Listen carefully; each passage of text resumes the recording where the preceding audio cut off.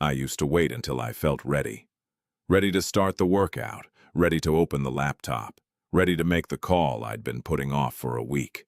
I'd sit there waiting for some switch to flip inside me, some surge of energy that would finally make the hard thing feel easy.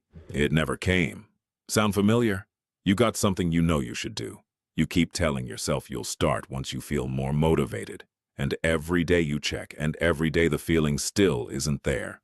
So you wait one more day, then it's been 3 weeks and the thing is still untouched. Here's what nobody told you. Motivation isn't something you wait for. It's something you produce, and you only produce it by moving first. You've got the order backwards. Motivation isn't the fuel that starts the engine. It's the exhaust that comes out after you're already moving. Think about the last time you didn't want to do something and did it anyway. Did the motivation show up before you started or somewhere in the middle, once you were already a few minutes in? For almost everyone, it's the second one, which means waiting for it before you begin is waiting for a result to arrive before its cause even exists.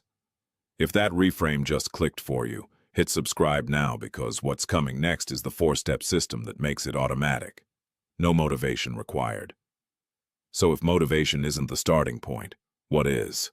4 small shifts. Nothing complicated, nothing to feel guilty about skipping. Step 1. Shrink the task until starting costs nothing. Not write the report.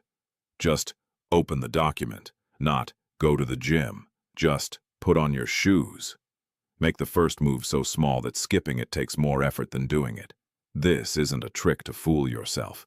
It removes the actual barrier, which was never the task itself, just the size of the first step you imagine. Once your shoes are on, going to the gym is no longer a decision. You're already halfway there. Step 2. Remove the decision, not just the task.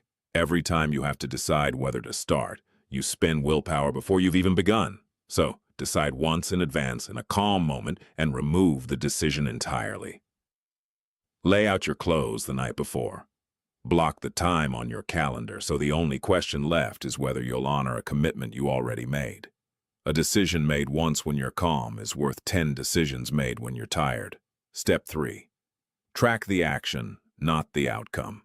Waiting to feel motivated enough to finish a whole project guarantees you'll wait forever. Instead, track whether you showed up today. Yes or no. A small mark on a calendar for every day you did the small thing, no matter how far you got once you started. These marks build their own kind of pull over time. Nobody wants to be the one who breaks a streak, even on a day motivation is nowhere in sight. Step 4. Give yourself a 5-minute exit ramp. Set a timer if it helps. Permission to stop after 5 minutes removes the real obstacle, which is the fear of getting trapped in something big and draining. Almost every time, once the 5 minutes are up, you'll keep going because you're already warm, already past the resistance that stopped you at the doorway. And on the rare day you do stop, that's still a win because the streak holds and so does the identity. You're someone who shows up even briefly, even on hard days. Here's the part that changes everything. None of these 4 steps need motivation to work. That's the whole point. They're built to function on your worst days because those are the days that actually decide whether you keep your word to yourself. Anyone can act when they feel like it. The people who build something real act on the days they don't. Think of it like a staircase you're building one step at a time, not a mountain you leap up in one burst. Each small action holds up the ones after it. You don't need the whole staircase built before you take the first step. You just need to stop waiting for an elevator that was never coming.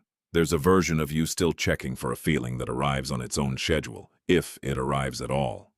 That version stays stuck waiting for permission that was never coming. And there's another version, the one who puts shoes on before deciding how the workout will feel, who opens the document before deciding whether the writing will be good. That version doesn't wait for permission from a feeling. It goes first and lets the feeling catch up.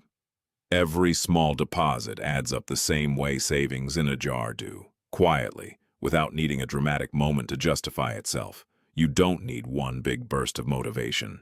You need 100 small actions taken on days you didn't feel like it, until the actions themselves become who you are. You were never lazy. You were waiting for a feeling to hand you permission that only action can produce. Stop waiting for it to show up first. Put your shoes on. Open the document. Take the O. Take the one small step your brain can't talk you out of. The motivation will meet you there, a few minutes in, exactly where it's always been waiting.